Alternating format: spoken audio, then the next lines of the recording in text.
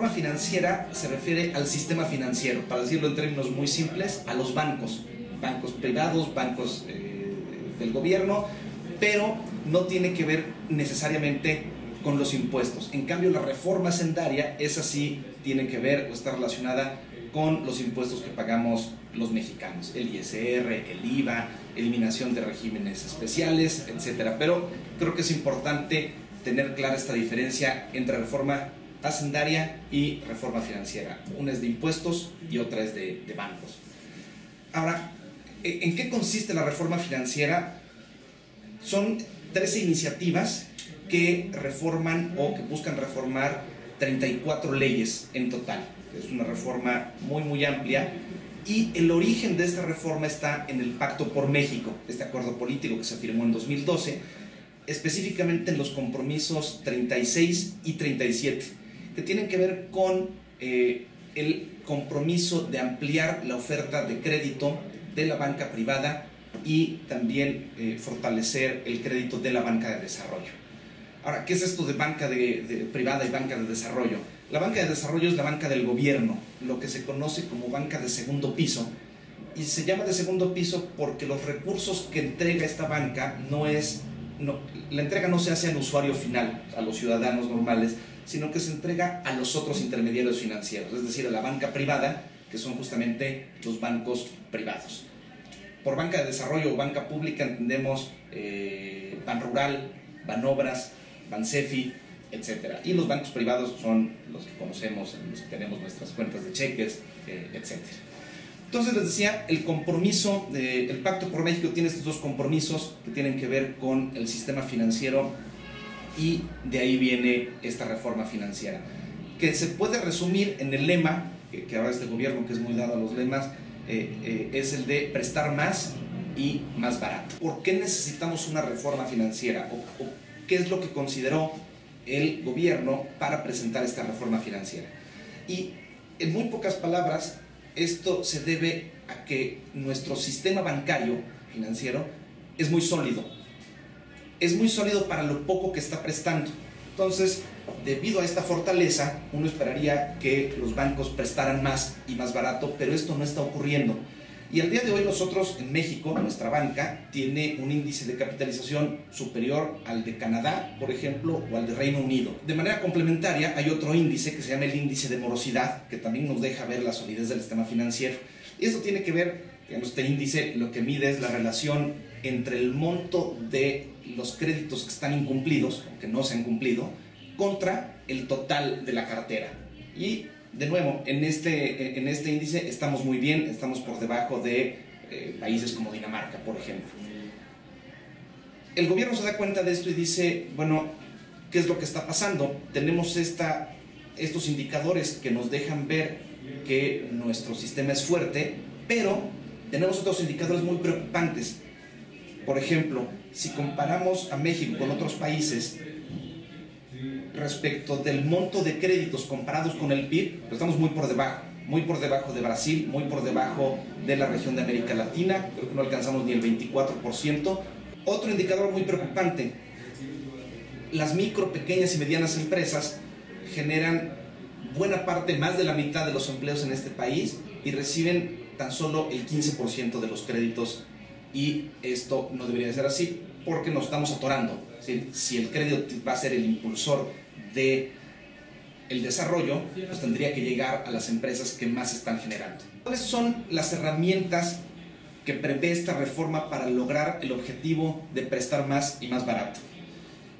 Se pueden distinguir básicamente 4 ejes centrales alrededor de los cuales gira esta reforma. El primero es fortalecer la banca de desarrollo para que facilite el acceso al crédito, lograr un sistema financiero más competitivo, que los bancos privados presten más y más barato, y por último, fortalecer al sistema financiero.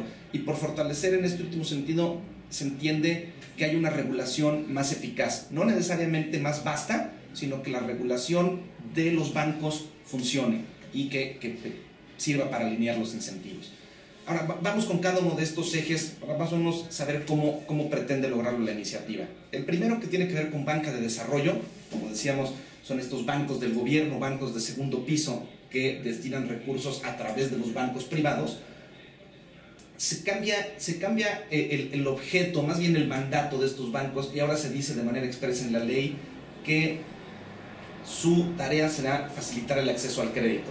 Esto en realidad ya estaba de algún modo, o ya está al día de hoy en las leyes vigentes, pero se trató de aclarar, y tal vez a manera de un intento de un efecto simbólico y de generar un cambio en la banca de desarrollo para que realmente logre sus objetivos.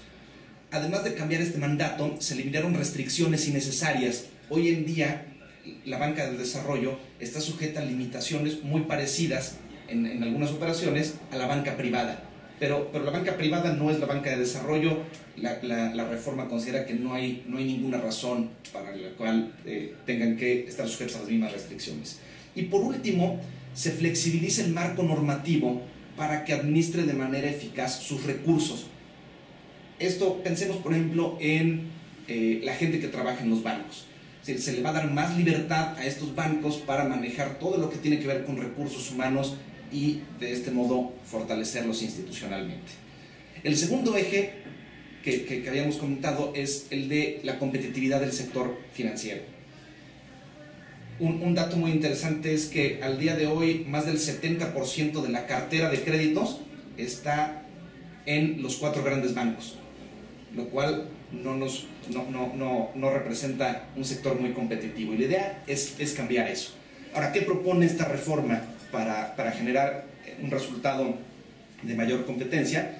Bueno, pues primero, la Conducef tiene un plazo, creo que son 120 días después del inicio de la vigencia, para hacer un estudio y análisis del escenario de competitividad, de manera que sea posible detectar en dónde están los problemas y cuáles son las posibles soluciones. Otro instrumento que tendrá un impacto, creo que inmediato y cotidiano, es el de la portabilidad o movilidad.